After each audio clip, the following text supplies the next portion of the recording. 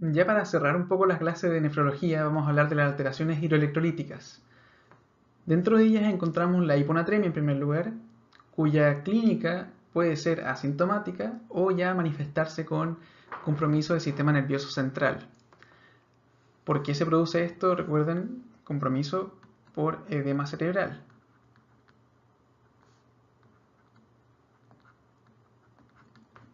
No olviden el ejemplo o el experimento del glóbulo rojo que se mete en un medio isotónico, en un medio hipotónico e hipertónico. En el isotónico, el glóbulo rojo mantiene su forma normal. En el hipertónico, hace crenación, ya se hace chiquitito, como una pasa. Y en el hipotónico, se infla. ¿Ya? Lo mismo pasa con las neuronas. Las clasificaciones de las alteraciones del sodio, en el fondo, de la hiponatremia, se pueden dividir según el volumen extracirculatorio o la cantidad de edema. Cuando tengo una gran cantidad de edema, hablamos de aquellas con VEC aumentado y están las grandes insuficiencias. Falla cardíaca congestiva, daño hepático crónico, insuficiencia renal crónica, síndrome nefrótico, también está la desnutrición proteica. Como dice esta parte, aquellas que cursan con un síndrome edematoso. Luego tenemos las causas con VEC normal, donde encontramos el SIAD, que lo vimos en endocrino, el hipotiroidismo, también visto en endocrino, y la insuficiencia suprarrenal. Son causas endocrinas. No olviden que el SIAD puede tener causas pulmonares del sistema nervioso central o también cáncer avanzado. Con VEC disminuido están las diarreas, los diuréticos, el uso de diuréticos tiacídicos en exceso. También podríamos incorporar acá se podría decir, las pérdidas excesivas de sudor.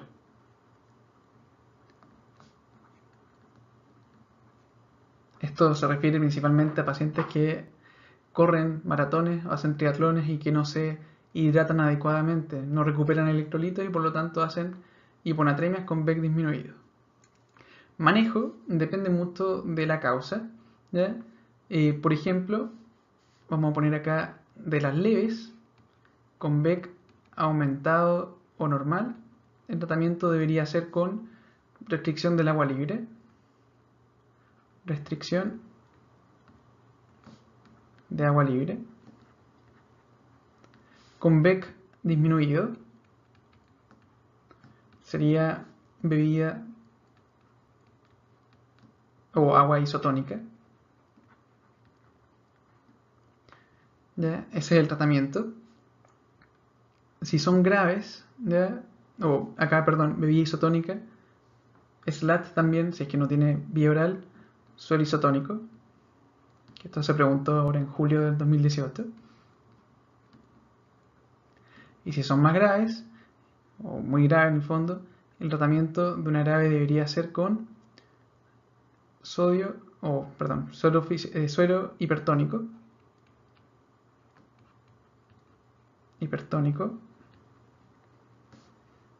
al 3%,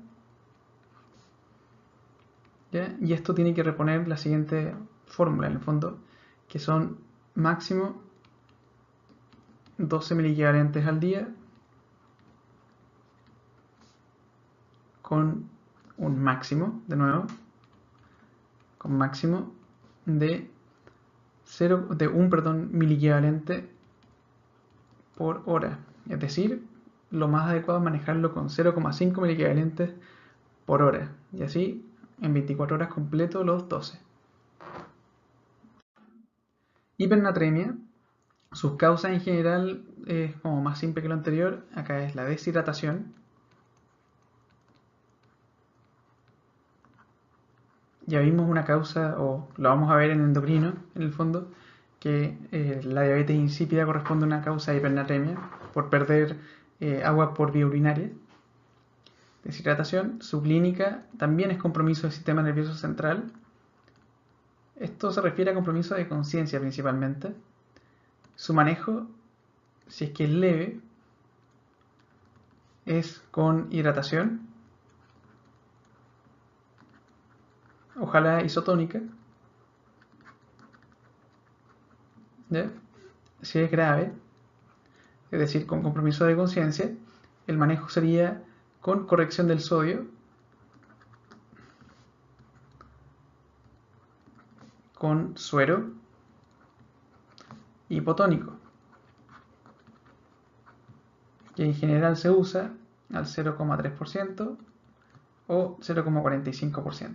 También hay que manejar el sodio de forma cuidadosa como en la hiponatremia para evitar complicaciones por los cambios bruscos. Dentro de ellas la más mencionada es la mielinolisis pontina, que sería un paciente que permanece con compromiso de conciencia a pesar de tener un sodio ya corregido. Hipocalemia. Causas de hipocalemia existen varias. Dentro de ellas podemos mencionar, como más frecuente sería, por ejemplo, el uso de diuréticos. ¿Ya? Diuréticos tiazídicos o de asa producen hipocalemia. Esto no lo mencioné anteriormente, pero los diuréticos tiazídicos tienen mayor poder sobre el sodio. ¿Ya? Por eso producen hiponatremia. Diuréticos entonces, el hiperaldosteronismo, hiperaldo, también la hipertensión renovascular, SLAT-HTA renovascular, pueden estar asociados a esto. Bueno, características de un paciente que se pueden observar en su electrocardiograma sería inicialmente o más típicamente en la hipocalemia el síndrome de QT que se empieza a prolongar, QT largo, que puede generar posteriormente en una taquicardia ventricular polimorfa.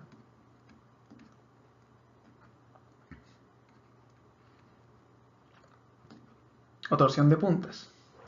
Y su manejo debería ser, si es que es leve, nuevamente lo de leve y severo va de la mano con alteraciones electrocardiográficas, en este caso no conciencia, sino que electrocardiograma. Sin alteraciones electrocardiográficas, suplemento oral de potasio.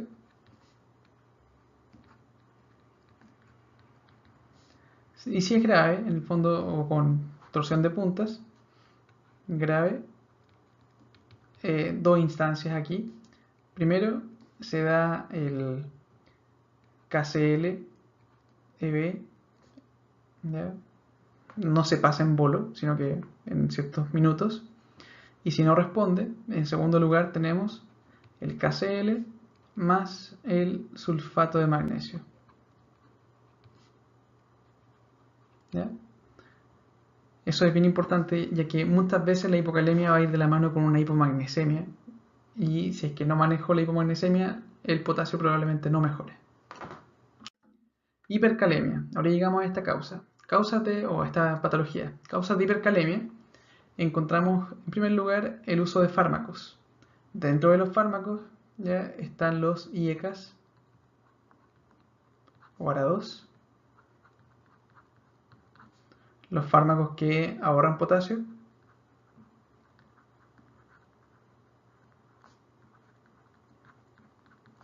dentro de estos últimos el más utilizado es la espironolactona. Los otros son el amiloride y el triamtereno, pero da lo mismo. La espironolactona es el más clásico. También tenemos la falla renal crónica, la falla renal aguda, la insuficiencia suprarrenal,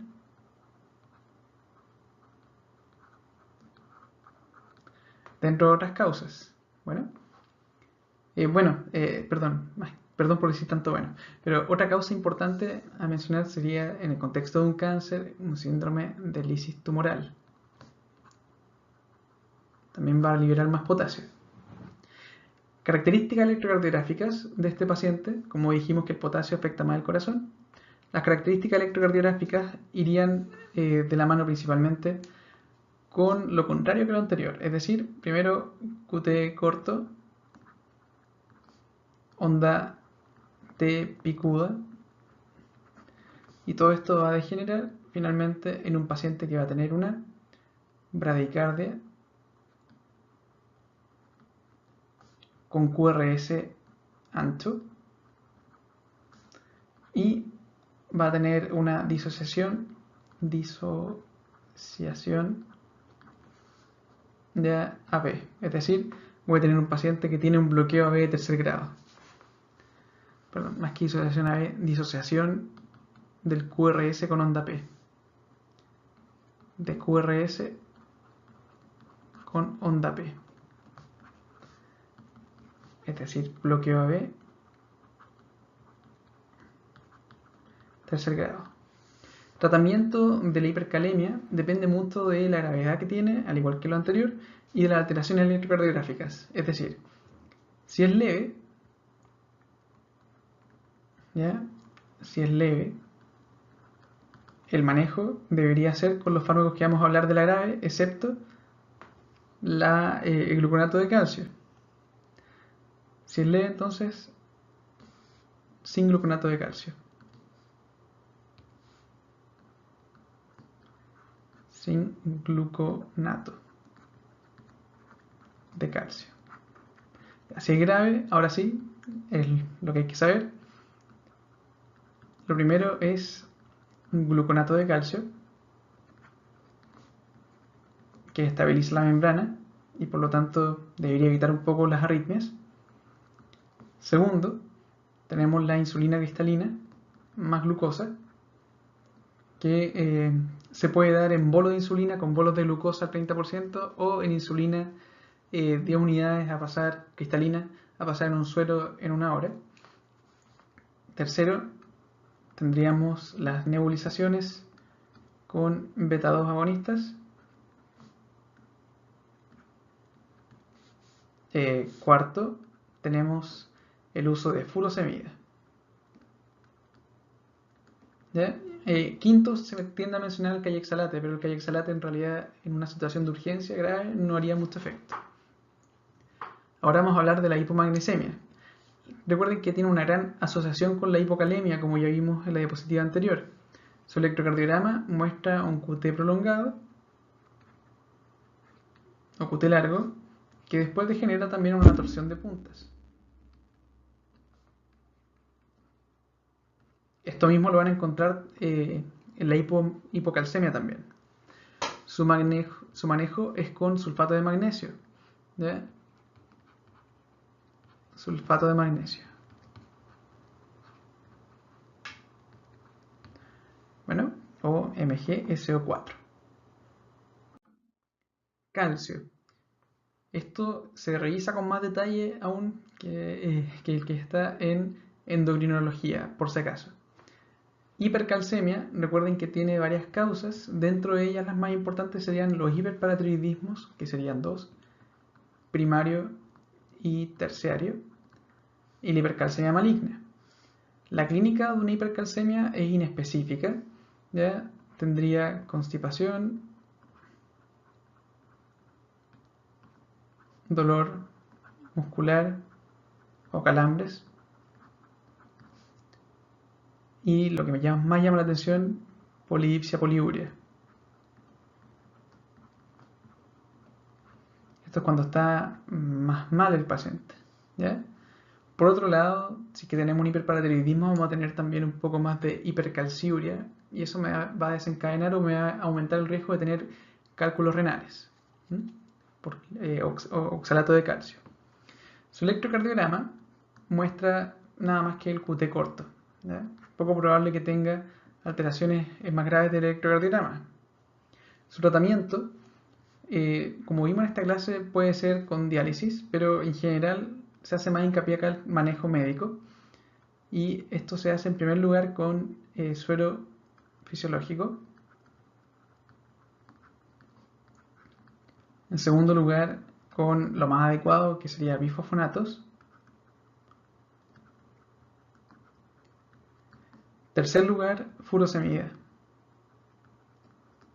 No creo que pregunten más allá que eso, pero en el cuarto, lo voy a poner de otro color porque no es siempre, si es por cáncer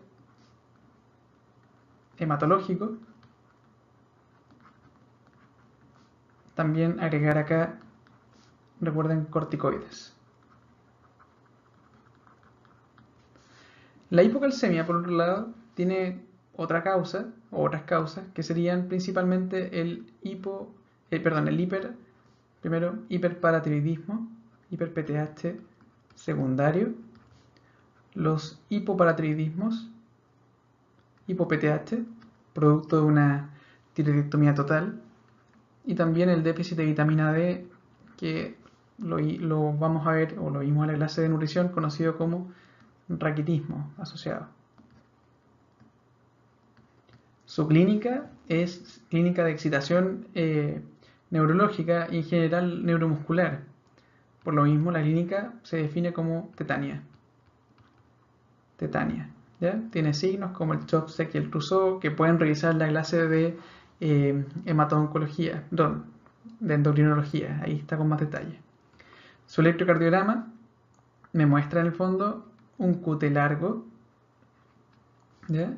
QT largo en el fondo que va a degenerar también en una torsión de puntas.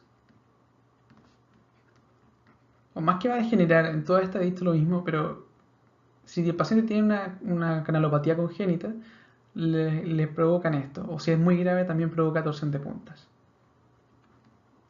¿ya? O torsada de Pointes. Y su tratamiento, cuando es leve, es con calcio oral, que en general va calcio con magnesio o con vitamina D, con Mg o vitamina D. Si ya es grave, y con alteración electrocardiográfica sobre todo, gluconato de calcio.